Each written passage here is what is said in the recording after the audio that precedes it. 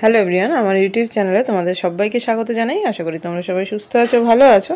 Class 6 তোমাদের বাংলার এক ভুতুড়ে কাণ্ড সেই চ্যাপ্টারের 7-6 থেকে প্রশ্ন উত্তরগুলো আজকে আমি আলোচনা করছি। কয়েকটাই বাকি আছে, আর আগে ভিডিও করা হয়ে গেছে, তো কেউ যদি না দেখে থাকো চ্যানেলে গিয়ে সেগুলো দেখে নিতে পারো। 7-6 দাগে আছে, দেখো, বে ড্রাইভার গাড়ি যেমন চলছিল তেমনই চলতে লাগলো। বে ড্রাইভার গাড়ি চলার প্রকৃত কারণটি কিভাবে গল্পে উন্মোচিত হলো। লেখক রাঁচির রাস্তায় কোনো গাড়ি না পেয়ে একটা বেবি অস্টিন দেখতে পেয়ে তাতে উঠে পড়লেন, কিন্তু বেবি অস্টিনটাতে কোনো ড্রাইভার ছিল না। গাড়ি আপনা আপনি চলতে লাগলো। লেখক দারুণ ভয় পেয়ে গেলেন, ভাবলেন বুঝি ভূত। তিনি ভয়ে কোনো কথা বলতে পারলেন না। শেষ পর্যন্ত কোনো কিছুই নির্ণয় করতে না পেরে গাড়িতে চুপ করে বসে রইলেন। একসময় গাড়িটা লেভেল ক্রসিংয়ে পৌঁছালো। লেখক ভাবলেন বুঝি ভূতটা তাকে নিয়ে ট্রেনের তলায় চাপা দেবার জন্য যাচ্ছে। তিনি বাঁচবার জন্য লাফিয়ে গাড়ি থেকে নামলেন। রাত্রির নিঃশব্দ যে অন্ধকার ছিল সেটা ভেদ করে একটা ট্রেন চলে গেল।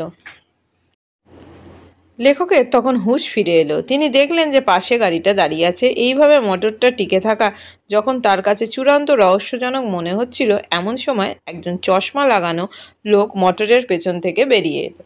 ভদ্রলোক লেখককে জানালেন যে তিনি 8 মাইল দূর থেকে গাড়ি ঠেলতে ঠেলতে আসছেন। পথে কোনো মানুষ পাননি যার কাছে সাহায্য পাওয়া যায়। তখন তিনি লেখককে গাড়ি ঠেলবার অনুরোধ করলেন। এইভাবে লেখকের কাছে বে ড্রাইভার গাড়ি চলার প্রকৃত কারণ উন্মোচিত হলো। মানে তার কাছে তখন সমস্ত ব্যাপারটা ক্লিয়ার হলো যে কিভাবে, তিনি তো ভাবছিলেন যে ড্রাইভার ছাড়া গাড়ি চলছে, তার মানে হয়তো কোনো ভূত টুত আছে, কিন্তু পরে তিনি দেখলেন যে ব্যাপারটা সম্পূর্ণই একটা অন্যরকম। তার কাছে কিন্তু পুরো ব্যাপারটা তখন একটা স্পষ্ট হয়ে গেল পুরো ব্যাপারটা। তো সেটাই এখানে বোঝানো হয়েছে। এরপরেও যদি কারোর কোনো কনফিউশন থাকে কমেন্ট বক্সে, কারোর কোনো প্রবলেম হলে আমাকে জানিও, আমি অবশ্যই অ্যান্সার করব। তারপরে 7 দাগে আছে, দেখো, এবারও আমার আলস্যই জয়ী হলো শেষটায়। গল্প অনুসরণে লেখকের উৎকণ্ঠা, আলস্য ও কর্মতৎপরতার দৃষ্টান্ত দাও। লেখক বেবি অস্টিনটার দেখা পেয়ে খুব উৎফুল্ল হলেন, কারণ লেখকের কাছে সেই সময় একটা যানবাহন পাওয়া আবশ্যক ছিল। তিনি গাড়িতে উঠে নিজের গন্তব্যস্থলের কথা বলতে গিয়ে অবাক হয়ে গেলেন, কারণ ড্রাইভারের সিটে কেউ নেই। আমরা একটু আগেই আলোচনা করছিলাম ব্যাপারটা, ড্রাইভারের সিটে কেউ নেই, অথচ গাড়ি চলছে। লেখক ভয়ে উৎকণ্ঠায় একেবারে ঘেমে উঠেছিলেন। তিনি ভূত ভূত আওড়ালেন, কিন্তু কেউ তার কথার কর্ণপাত করল না। বে ড্রাইভার গাড়ি একইভাবে চলতে লাগলো। ড্রাইভার নেই, ইঞ্জিনও চলছে না, অথচ আস্তে আস্তে গাড়ি চলতে লাগলো। লেখক ভাবলেন যে ঠিক পথ দিয়ে যখন গাড়ি যাচ্ছেই তখন হেঁটে যাচ্ছে, সেটা বেশি আরামদায়ক হবে। লেখক একদিকে ভয়ে যেমন উৎকণ্ঠিত হয়ে পড়লেন, কিন্তু তিনি ছিলেন অলসপ্রিয়, মানে তিনি আলস্যতা ছিল খুব তার মধ্যে। আলস্য তাকে সহজেই কাবু করে দেয়। অন্যান্য বারের মতো এবারেও আলস্যই জয়ী হলো। তিনি গাড়ি থেকে বেরোবার কোনো চেষ্টা না করে যেমন যাচ্ছিলেন তেমনি ভুতুড়ে গাড়িকে অবলম্বন করে যেতে লাগলেন, অর্থাৎ ভূতের ভয় অপেক্ষা আলস্যতারই জয় হলো।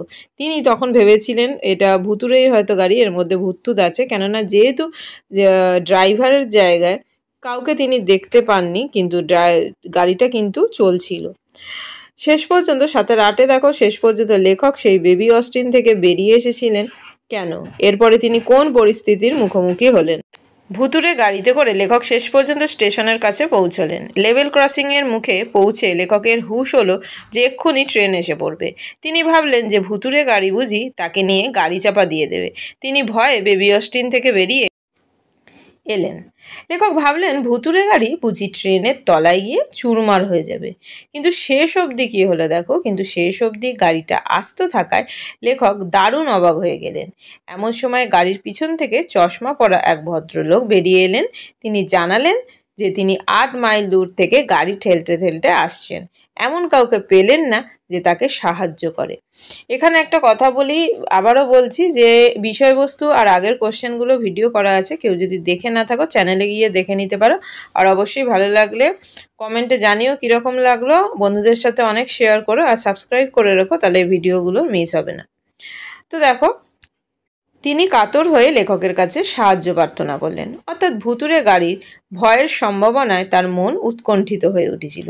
শেষ অবধি সেই ভয় হাস্যকর এক পরিস্থিতি তৈরি করলো, যা অভূতপূর্ব মজাদার বটে। কেননা তিনি প্রথমে ভেবেছিলেন এটা ভুতুড়ে হয়তো গাড়ি, তাই ড্রাইভার ছাড়া আপনি আপনি চলছে, কিন্তু পরে কিন্তু সত্যটা উন্মোচিত হয়েছিল সেরকম কোনো ব্যাপার ছিল। এরপরে দেখো, তোমার কোনো গা ছমছমে অভিজ্ঞতার কথা বন্ধুর কাছে একটি চিঠিতে লেখো। তো এটা আমি আর লিখে দিইনি, এটা তোমরা নিজেরা ট্রাই করো। তাও যদি না পারো আমাকে কমেন্ট বক্সে জানিও, তখন এটা অ্যান্সার করে দেবো। তো আজকে ভিডিওটা এখানেই শেষ করলাম। সবাই খুব ভালো থেকো, সুস্থ থেকো, সাবধানে থেকো, টাটা।